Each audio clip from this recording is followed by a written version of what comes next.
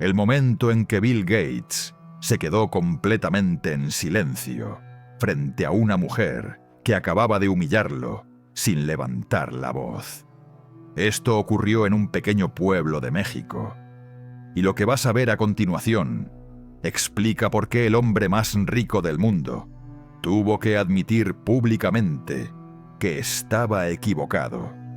Estamos en una clínica rural, paredes agrietadas, un techo que gotea agua de lluvia directamente sobre el piso de cemento. Bill Gates acaba de llegar con su equipo de cámaras, tablets de última generación y una presentación sobre inteligencia artificial aplicada a la salud. Frente a él, una mujer de baja estatura, cabello recogido, sin maquillaje, sin joyas ostentosas. Es Claudia Sheinbaum, y lo que está a punto de decirle cambiará completamente la narrativa de esta visita. Gates comienza su discurso. Habla de algoritmos predictivos, de aplicaciones móviles que pueden diagnosticar enfermedades, de un futuro donde cada campesino tenga acceso a la medicina del primer mundo desde su teléfono celular. Su equipo asiente con entusiasmo. Las cámaras capturan cada palabra como si fuera el evangelio de la modernidad. Pero entonces sucede algo que nadie esperaba. Un chorro de agua cae directamente sobre la tablet que Gates sostiene en sus manos. El techo, carcomido por décadas de abandono, acaba de recordarle a todos los presentes una verdad incómoda. Gates mira hacia arriba, confundido.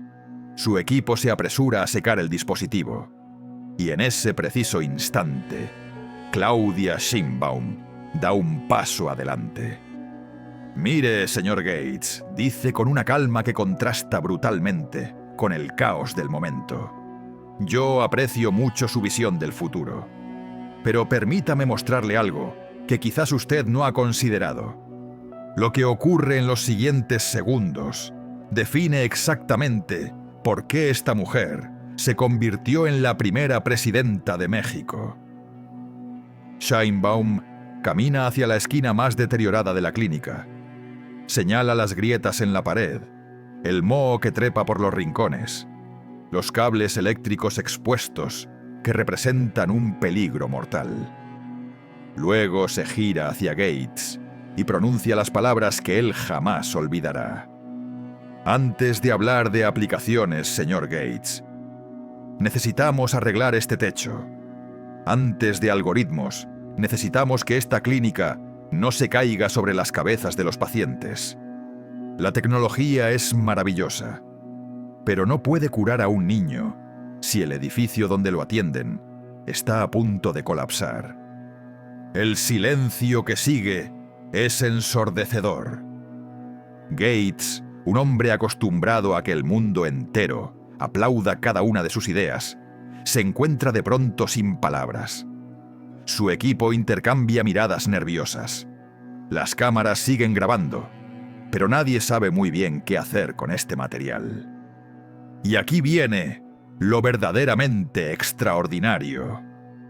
En lugar de defenderse, en lugar de contraatacar con estadísticas o proyecciones financieras, Bill Gates hace algo que muy pocas personas le han visto hacer en toda su carrera.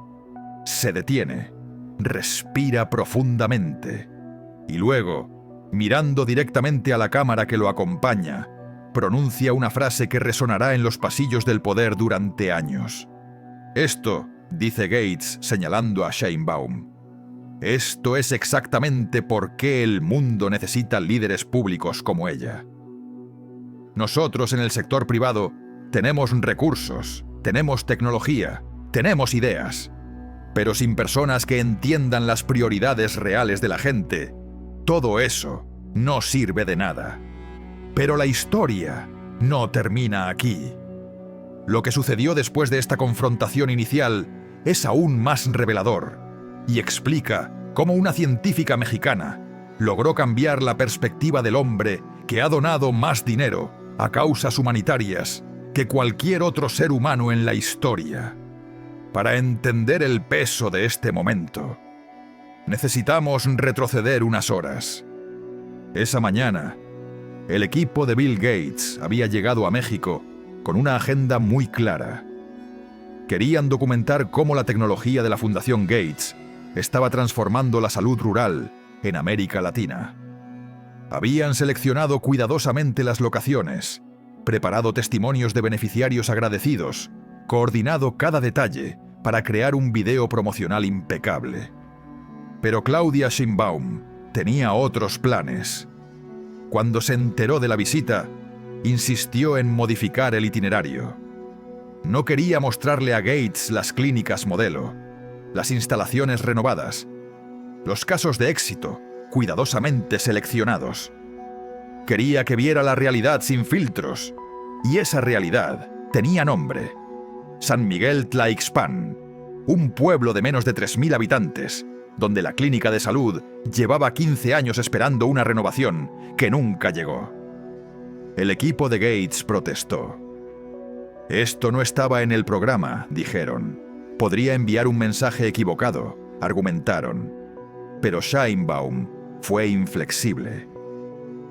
Si el señor Gates quiere entender México, dijo, necesita ver México, no la versión editada que le mostramos a los turistas y a los inversores. El México real, con todas sus contradicciones y todos sus desafíos. Lo que nadie anticipó fue la reacción de Gates ante esta confrontación con la realidad. Mientras caminaban hacia la clínica, Sheinbaum le explicaba la historia del pueblo. Le habló de las familias que caminaban horas para recibir atención médica básica. Le contó sobre los niños que morían de enfermedades perfectamente tratables, porque no había medicamentos disponibles. Le describió cómo las mujeres embarazadas tenían que viajar a ciudades lejanas para dar a luz, arriesgando sus vidas en caminos de terracería durante la temporada de lluvias.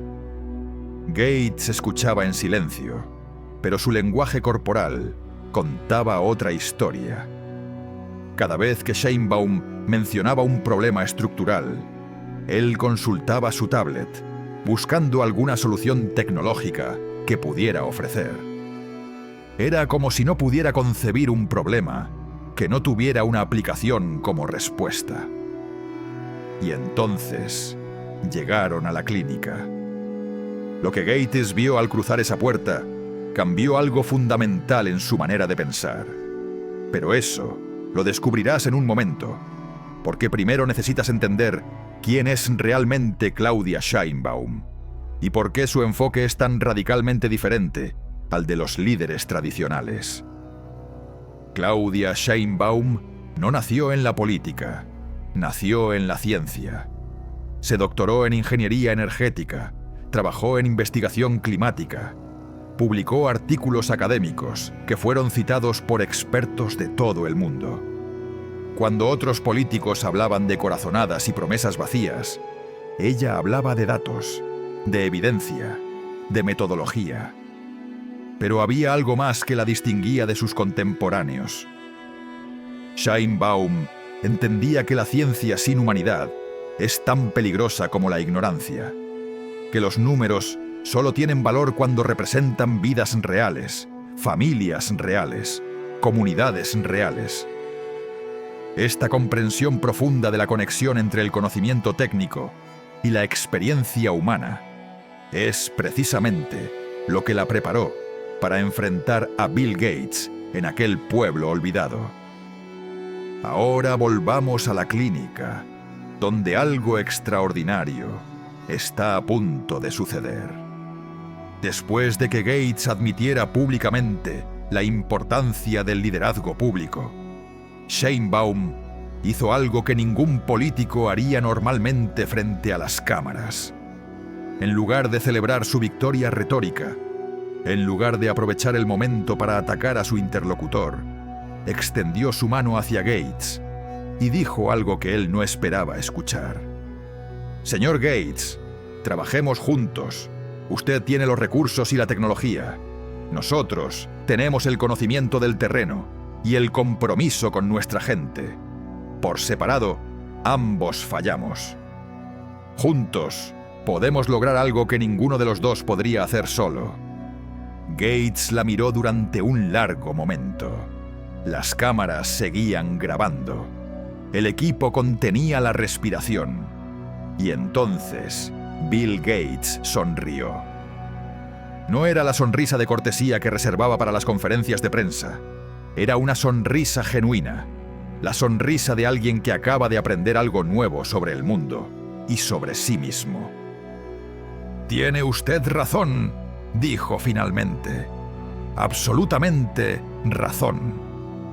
Primero el techo, después la aplicación. Lo que ocurrió en las horas siguientes transformó completamente el propósito de aquella visita».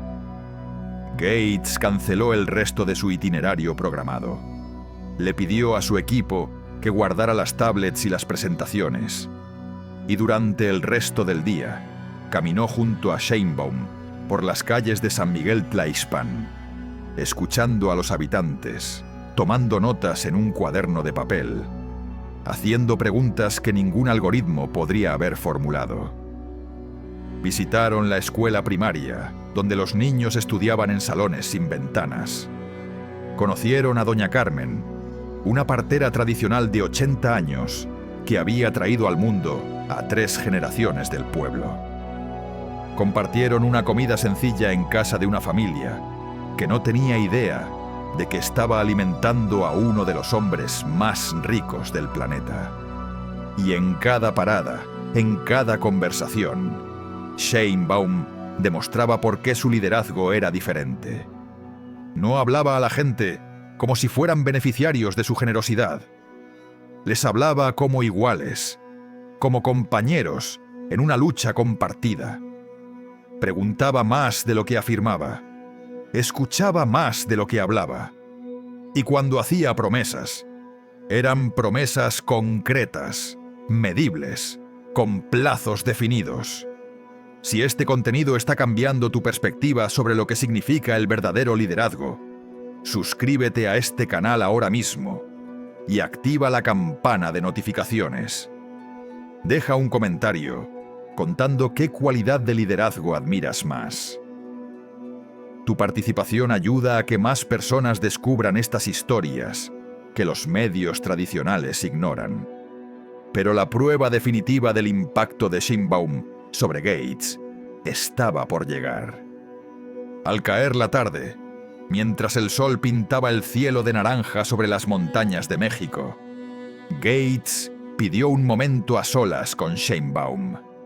Su equipo se alejó discretamente, aunque las cámaras seguían grabando desde lejos. Lo que Gates le dijo en esa conversación privada fue capturado por un micrófono que nadie recordó apagar. «Doctora Sheinbaum», comenzó Gates, y el uso del título académico no pasó desapercibido. «Llevo 30 años tratando de resolver los problemas del mundo, con dinero y tecnología. He gastado miles de millones de dólares. He contratado a los mejores expertos. He implementado los programas más sofisticados». Hizo una pausa, mirando hacia el pueblo que se extendía ante ellos. «Y hoy, en unas pocas horas, usted me ha enseñado más sobre desarrollo real que todos esos años de trabajo. Me ha mostrado que la solución no está en Silicon Valley, ni en los laboratorios de investigación. Está aquí, en las comunidades, en las personas que entienden sus propias necesidades, mejor que cualquier consultor externo». Lo que Sheinbaum respondió revela la esencia misma de su filosofía de liderazgo. «Señor Gates», dijo con la misma calma que había mantenido durante todo el día, «el problema nunca ha sido la falta de recursos o de tecnología. El problema es que durante demasiado tiempo, las soluciones han venido de arriba hacia abajo. Los expertos deciden qué necesitan las comunidades sin preguntarles primero. Los gobiernos implementan programas diseñados en oficinas lejanas sin consultar a quienes serán afectados. Y las fundaciones internacionales, con las mejores intenciones, a veces causan más daño que beneficio, porque no entienden el contexto local. Gates escuchaba con una atención que rara vez mostraba ante nadie. Lo que yo intento hacer, continuó Sheinbaum, es invertir ese proceso. Empezar desde abajo, escuchar primero, entender las prioridades de la gente antes de imponer las nuestras. Y sí, eso significa que a veces tenemos que arreglar techos antes de instalar aplicaciones. Significa que el progreso es más lento, más difícil de medir, menos fotogénico para los informes anuales. Pero es progreso real, progreso que perdura, progreso que las comunidades sienten como propio. El silencio que siguió fue diferente al silencio incómodo de la mañana. Era un silencio de reflexión, de procesamiento, de transformación. Y entonces Gates hizo algo que sorprendió incluso a Sheinbaum.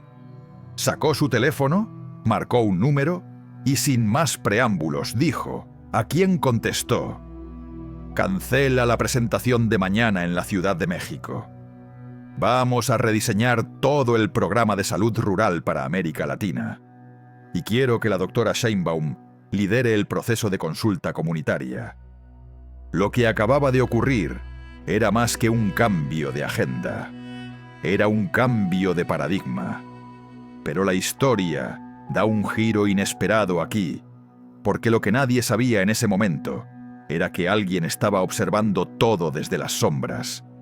Alguien que tenía sus propios planes para el futuro de México y que veía en Sheinbaum una amenaza directa a sus intereses.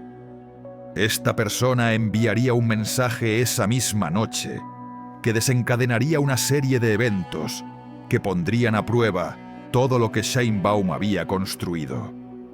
Sin embargo, antes de revelar quién era este observador oculto y qué consecuencias tendría su intervención, necesitas entender el contexto más amplio de lo que representaba este encuentro entre Gates y Sheinbaum. En el mundo del desarrollo internacional existe una batalla ideológica que rara vez se discute abiertamente.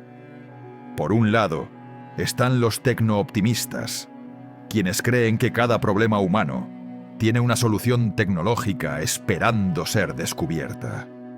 Por otro lado, están los estructuralistas, quienes argumentan que la tecnología sin cambio sistémico simplemente reproduce las desigualdades existentes.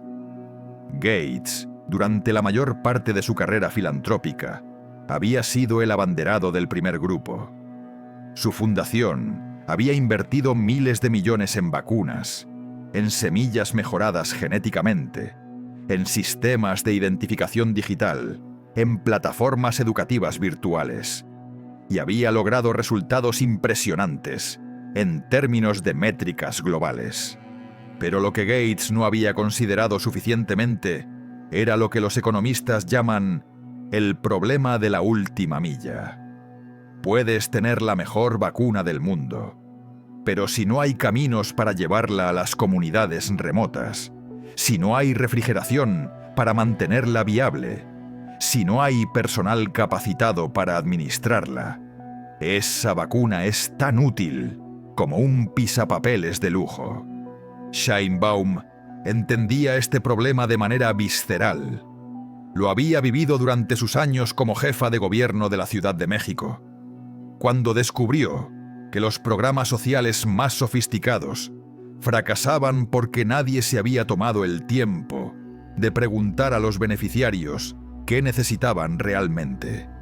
Esta comprensión la llevó a desarrollar lo que ella llamaba el enfoque de proximidad, una metodología que priorizaba la presencia física del gobierno en las comunidades más marginadas, no a través de oficinas burocráticas, sino a través de funcionarios que vivían y trabajaban directamente con la gente. Y ahora, en aquel pequeño pueblo de México, estaba demostrando la efectividad de este enfoque ante uno de los hombres más influyentes del planeta. Pero volvamos al observador oculto. Mientras Gates y Sheinbaum conversaban al atardecer, un vehículo con vidrios polarizados estaba estacionado a unas cuadras de distancia. Dentro, alguien tomaba fotografías con un teleobjetivo y grababa notas de voz en un teléfono encriptado. Este observador representaba intereses que veían en la alianza emergente entre Gates y Sheinbaum un peligro existencial. Si la fundación más poderosa del mundo comenzaba a canalizar recursos a través de líderes locales genuinamente comprometidos con sus comunidades, todo el ecosistema de intermediarios, consultores y organizaciones que habían construido imperios personales sobre la miseria ajena se vendría abajo. El mensaje que este observador envió esa noche llegó a algunas de las oficinas más poderosas del continente, y las instrucciones que recibió de vuelta eran claras: desacreditar a Sheinbaum antes de que esta alianza pudiera consolidarse. Lo que siguió fue una campaña de desinformación orquestada con precisión quirúrgica. En cuestión de días, comenzaron a circular rumores sobre supuestas irregularidades en los contratos de construcción de la Ciudad de México. Aparecieron artículos en medios internacionales cuestionando las credenciales académicas de Sheinbaum. Surgieron testigos anónimos que afirmaban haber presenciado actos de corrupción que nunca pudieron ser verificados. Pero aquí es donde la historia revela su lección más profunda sobre el liderazgo verdadero. Sheinbaum, en lugar de entrar en pánico, en lugar de dedicar energía a defenderse de cada acusación, hizo exactamente lo contrario de lo que sus enemigos esperaban. Continuó trabajando, continuó visitando comunidades, continuó arreglando techos antes de instalar aplicaciones. Y algo extraordinario comenzó a suceder. Las mismas comunidades que había visitado, las mismas familias con las que había compartido comidas sencillas, las mismas personas que habían sido testigos de su compromiso genuino, se convirtieron en su defensa más poderosa. No necesitaban voceros pagados ni campañas publicitarias. Simplemente contaban su verdad a quien quisiera escuchar. Doña Carmen, la partera octogenaria de San Miguel Tlaixpan, apareció en un video viral que fue visto por millones de personas. En él, con su español pausado y su sabiduría de 8 décadas, decía algo que ningún equipo de comunicación podría haber guionado mejor. «Yo he visto muchos políticos venir a este pueblo», decía doña Carmen, mirando directamente a la cámara.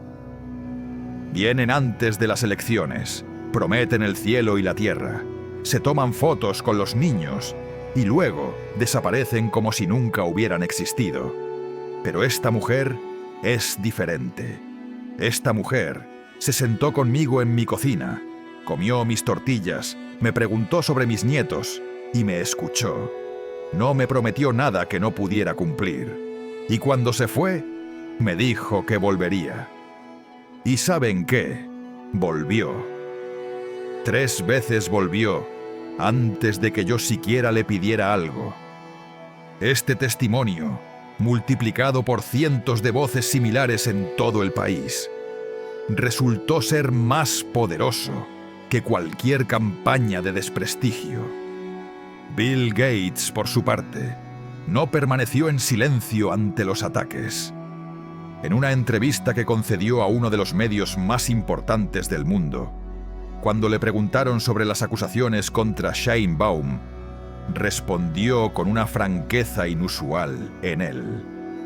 «Miren», dijo con evidente molestia, «yo he conocido a líderes de todo el mundo.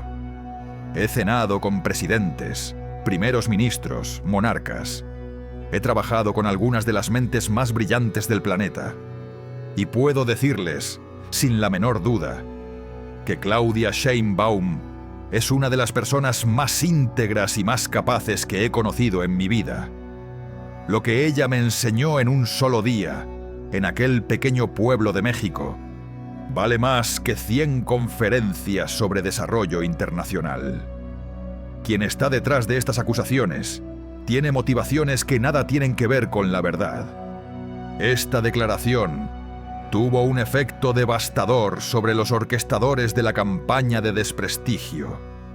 De pronto, atacar a Sheinbaum significaba atacar también a Gates, y pocos estaban dispuestos a ganarse la enemistad del hombre, cuya fundación controlaba flujos de recursos que superaban el presupuesto de muchos países. Pero la verdadera victoria no estaba en silenciar a los críticos. La verdadera victoria estaba en lo que comenzó a suceder en las comunidades rurales de toda América Latina. El modelo que Sheinbaum había demostrado en San Miguel Tlaixpan empezó a replicarse, primero en otros estados de México, luego en Guatemala, Honduras, Colombia, Perú. Líderes locales que habían observado el encuentro con Gates comenzaron a cuestionar la lógica de los programas de desarrollo tradicionales. ¿Por qué aceptamos tablets cuando no tenemos electricidad confiable?, preguntaban. ¿Por qué nos prometen telemedicina cuando ni siquiera tenemos agua potable? ¿Por qué invertimos en lo espectacular cuando lo básico sigue pendiente? Este cuestionamiento, multiplicado por miles de voces, generó una presión que incluso las organizaciones internacionales más poderosas no pudieron ignorar. La propia Fundación Gates anunció, 6 meses después de aquel encuentro, una reestructuración completa de sus programas de salud rural. El nuevo enfoque, que internamente llamaron el Protocolo Sheinbaum, establecía que ningún proyecto tecnológico podría implementarse sin antes garantizar que la infraestructura básica estuviera en condiciones adecuadas. Pero quizás el momento más revelador de toda esta historia ocurrió un año después, cuando Gates regresó a México para una visita oficial. Esta vez, no trajo presentaciones de PowerPoint ni tablets de última generación. Trajo algo mucho más valioso: humildad. En la ceremonia de inauguración de la clínica renovada de San Miguel Tlaixpan, porque sí, el techo finalmente fue reparado, Gates pronunció un discurso que será recordado como uno de los más honestos de su carrera. Hace un año dijo frente a una audiencia que incluía a campesinos, funcionarios y periodistas de todo el mundo: «Vine a este lugar creyendo que tenía todas las respuestas. Vine con la arrogancia de quien ha tenido éxito en un campo y asume que ese éxito es transferible a cualquier otro contexto. Vine a enseñar, no a aprender». Hizo una pausa, visiblemente emocionado. Y una mujer extraordinaria me demostró, con paciencia y con firmeza, que estaba equivocado. Me mostró que el desarrollo verdadero no se mide en gigabytes ni en métricas de rendimiento. Se mide en la dignidad de las personas, en la calidad de sus vidas cotidianas, en su capacidad de acceder a servicios básicos que muchos de nosotros damos por sentados. Luego miró directamente a Sheinbaum, quien estaba sentada en primera fila. «Doctora Sheinbaum», dijo con la voz quebrada por la emoción, «gracias por tener el valor de confrontarme cuando todos los demás simplemente asentían. Gracias por mostrarme que la mejor tecnología del mundo es inútil si no va acompañada de humanidad, de sensibilidad, de comprensión del contexto local. Gracias por recordarme que antes de ser filántropo, antes de ser empresario, antes de ser cualquier otra cosa, soy un ser humano, y que mi responsabilidad principal es hacia otros seres humanos, no hacia métricas abstractas de impacto». Lo que sucedió cuando Sheinbaum tomó el micrófono para responder encapsula perfectamente por qué este tipo de liderazgo es tan extraordinario y tan necesario en el mundo actual. «Señor Gates», comenzó con su característico tono, calmado pero firme, Lo que ocurrió hace un año en este lugar no fue una lección que yo le di a usted. Fue una lección que este pueblo nos dio a ambos. Fue doña Carmen, con sus 80 años de sabiduría. Fueron los niños de la escuela, con su alegría inquebrantable, a pesar de las dificultades. Fueron las familias que nos abrieron las puertas de sus hogares, sin pedir nada a cambio, excepto que los escucháramos. Luego se dirigió a la audiencia más amplia. El verdadero liderazgo, continuó, no consiste en tener todas las respuestas. Consiste en saber hacer las preguntas correctas. No consiste en imponer soluciones desde arriba. Consiste en facilitar que las comunidades encuentren sus propias soluciones desde abajo. No consiste en acumular poder. Consiste en distribuirlo, en empoderar a quienes tradicionalmente han sido excluidos del poder. Estas palabras resonaron mucho más allá de las fronteras de aquel pequeño pueblo. Si has llegado hasta este punto del video, ya entiendes por qué este tipo de liderazgo es diferente. Ahora suscríbete al canal y comparte este contenido con alguien que necesite escuchar este mensaje. Tu acción tiene impacto real. En los meses siguientes, el discurso de Sheinbaum fue traducido a docenas de idiomas. Se convirtió en material de estudio en escuelas de gobierno y programas de desarrollo internacional. Académicos de las universidades más prestigiosas del mundo comenzaron a analizarlo como un ejemplo de lo que llamaron liderazgo transformacional basado en evidencia. Pero más importante que el reconocimiento académico fue el impacto práctico. El protocolo Sheinbaum, como se le conoció informalmente, se convirtió en un estándar de referencia para evaluar programas de desarrollo. Organizaciones que durante décadas habían priorizado lo espectacular sobre lo fundamental comenzaron a reconsiderar sus enfoques. Donantes que habían exigido resultados fotogénicos empezaron a valorar los indicadores de cambio estructural. Y en el centro de todo este movimiento, una mujer que nunca había buscado el protagonismo, seguía haciendo lo que siempre había hecho: escuchar, aprender y trabajar incansablemente por mejorar las vidas de quienes más lo necesitaban. La lección final de esta historia no es sobre Bill Gates ni sobre Claudia Sheinbaum. Es sobre nosotros. Es sobre la pregunta incómoda que debemos hacernos cada vez que vemos un programa de desarrollo espectacular, cada vez que aplaudimos una innovación tecnológica, cada vez que celebramos la generosidad de los multimillonarios. Esa pregunta es simple pero devastadora. ¿Quién decidió que esto era lo que se necesitaba? ¿Y quién se beneficia realmente de esta decisión?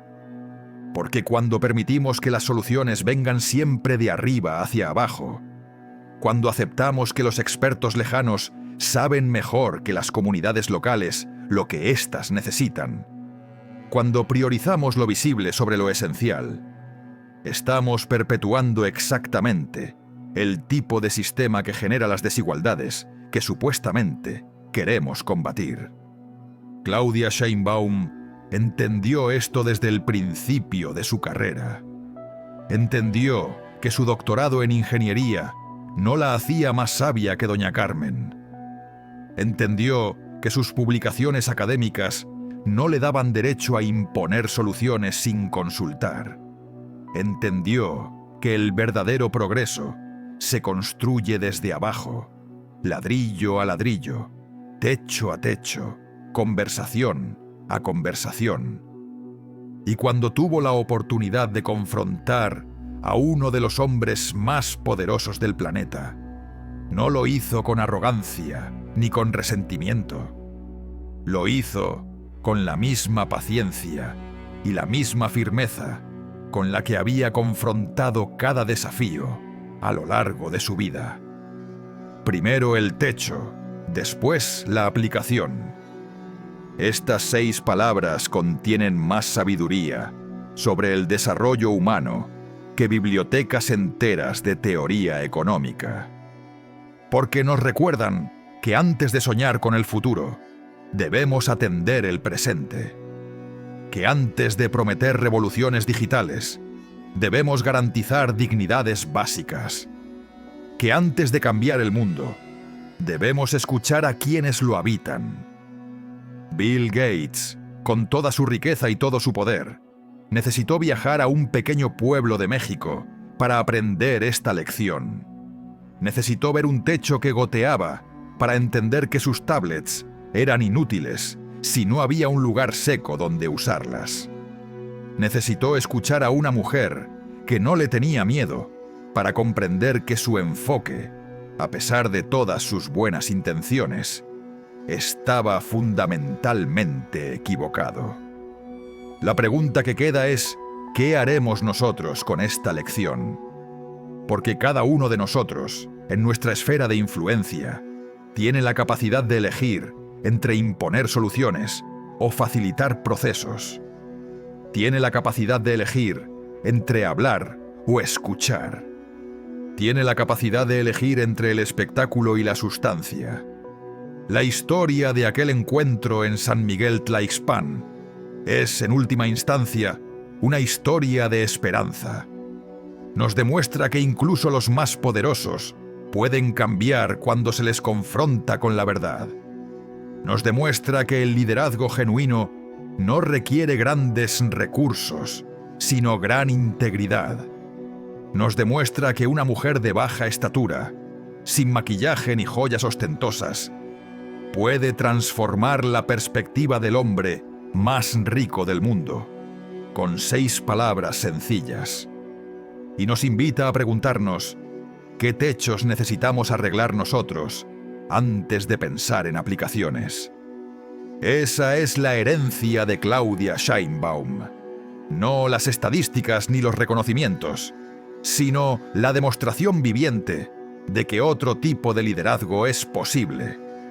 Un liderazgo basado en la escucha, en la humildad, en el compromiso inquebrantable con quienes más lo necesitan. El día que Gates regresó a Estados Unidos, después de aquella primera visita, su equipo notó algo diferente en él. Ya no revisaba obsesivamente las métricas de impacto en su tablet. Ya no hablaba de escalabilidad y eficiencia, como si fueran los únicos valores que importaban. En cambio, hacía preguntas que nunca antes había hecho. ¿Quién decidió esto? Preguntaba cada vez que alguien le presentaba un nuevo proyecto. Y más importante aún, ¿a quién le preguntamos antes de decidir? Estas preguntas, multiplicadas a través de una de las organizaciones filantrópicas más grandes del mundo, generaron ondas de cambio que todavía se sienten hoy.